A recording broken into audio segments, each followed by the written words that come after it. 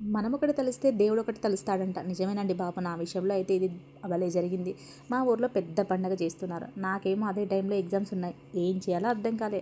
అమ్మ వాళ్ళతో చుట్టాలతో చాలా ఎంజాయ్ చేయాలని ఎప్పటి నుంచో అనుకున్నాను. అదే టైంకి ఎగ్జామ్స్ రాసి వచ్చాను. ఏం పండగ అనుకుంటున్నారండి? మా ఊర్లో అయితే గడ్ల మహేశ్వరుని పండగ అయితే జరుగుతుంది. మా నాన్న గటవకుండా ఎత్తుకున్నాడు. అందుకే ఖచ్చితంగా పెద్దగౌడు గటవకుండా ఎత్తుకున్నప్పుడు మంగళారతి ఖచ్చితంగా తీసుకెళ్ళాలి అండి. అందరూ కూడా ఇంట్లో నుంచి బోనాలు వెళ్ళినప్పుడు మంగళారతి అయితే తీసుకోవడం ఆచారం అనమాట. మనం ముందుండి నడుస్తూ ఉంటాం అనమాట. ఆ టైంలో అక్కడ బాక్సెస్ పెట్టారు. డీజే బాక్సులు అవన్నీ పెట్టడం వల్ల లైట్స్ ఫోక్స్ వల్ల నాకైతే కింద దారి ఏమీ కనిపించట్లేదు. నేనేడ కాలాల్లో పడతానేమో అనేసి అలా శారీ పైకి పట్టుకుని ఉన్నానండి. బోనాలు వెళ్ళి అక్కడ కళ్యాణం అవన్నీ జరిగేసరికి తెల్లవారింది అండి. ఆ టైంకి మళ్ళీ ఇంటికి వచ్చి రెడీ అయ్యి మళ్ళీ ఎగ్జామ్కి అయితే వెళ్ళానండి. మనం ఒకటి తెలిస్తే దేవుడు ఒకటి తలుస్తాడు అని అందుకే ముందుగా అన్నాను అనమాట.